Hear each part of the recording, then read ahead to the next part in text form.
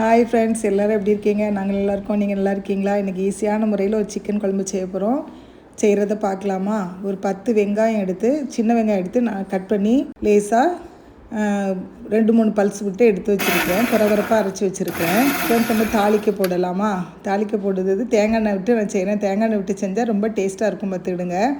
2 spoon தேங்காய் எண்ணெய் விட்டுக்கிறேன். எண்ணெய் சூடானதும் கடுகு போட்டுக்கிடலாம். கடுகு போட்டு முடித்தோடனே நான் சின்னதாக பல்லாக தேங்காய் கட் பண்ணி வச்சுருக்கேன். அது போடலாம். அது நம்ம சாப்பிடும்போது பல்லுக்கு கடிப்படம் பார்த்துக்கிடுங்க. அந்த மசாலாவோடு சாப்பிடும்போது அது அவ்வளோ டேஸ்ட்டாக இருக்கும். தேங்காய் பல் சேர்த்துருக்கேன். அது நல்லா வதக்கி விட்டுக்கிடலாம். அது லேசாக முருகலாக ப்ரௌன் கலரில் வர்ற மாதிரி நம்ம என்ன செய்யலாம், அதை வதக்கி விட்டுக்கிடலாம். வதக்கி விட்டதுக்கப்புறம் 2 வெங்காயம் கட் பண்ணி வச்சுருக்கேன், பல்லாரி, அதை போடுறேன். அதுவும் நல்லா கண்ணாடி பதத்துக்கு வரும்போது கொஞ்சம் வதக்கி விட்டுக்கிடுங்க. கண்ணாடி பதத்துக்கு வர்ற அளவுக்கு வதக்கி விட்டுக்கிடுங்க. வதக்கி விட்டதுக்கப்புறம் ஒரு தக்காளி கட் பண்ணி வச்சுருக்கிறேன். அந்த தக்காளியை போட்டுக்கிடலாம்.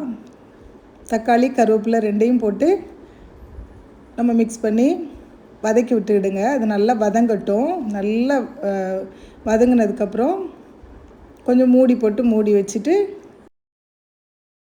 தக்காளி வெங்காயம் வதங்கின உடனே மஞ்சத்தூள் போட்டுக்கலாம். மஞ்சத்தூள், சிக்கனையும் போட்டு வதக்கி விடுவோம்.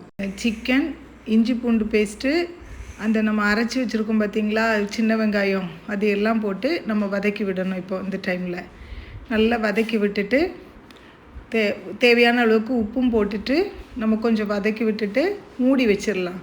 மூடி வச்சா நல்லா வெந்து தண்ணி விடும், பார்த்துடுங்க.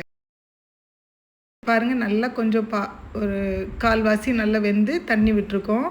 இந்த டைமில் நம்ம என்ன செய்யலாம், 1 ஸ்பூன் வத்தல் பொடி, 2 ஸ்பூன் மல்லிப்பொடி, 1 ஸ்பூன் கரம் மசாலா வறுத்து நான் அதை மிக்ஸ் பண்ணி ஊற்றிருக்கேன், பார்த்துக்கிடுங்க. மிக்சியில் ஒரு அடி அடித்தும் ஊற்றலாம், நீங்கள் கரைச்சும் ஊற்றலாம்.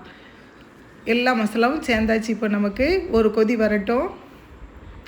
நல்ல ஒரு கொதி நல்லா வெட்டி கொதித்ததுக்கப்புறம் என்ன செய்யலாம், நம்ம நல்லா ஒரு கிளறி விட்டுட்டு குக்கரில் மூடி போட்டு 3 விசில் வர்ற அளவுக்கும் ஃபுல் ஸ்பீடில் வச்சு கொதிக்க விட்டுறலாம்.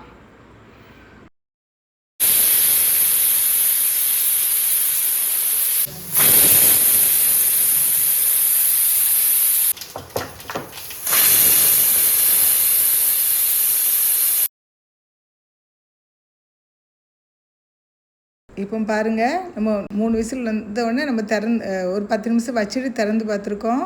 நல்லா எல்லாம் செட் ஆகிட்டு இப்போ பொடியாக கட் பண்ணி வச்சுருக்கிற மல்லித்தலையை மட்டும் தூவி இறக்கி வச்சிடலாம்.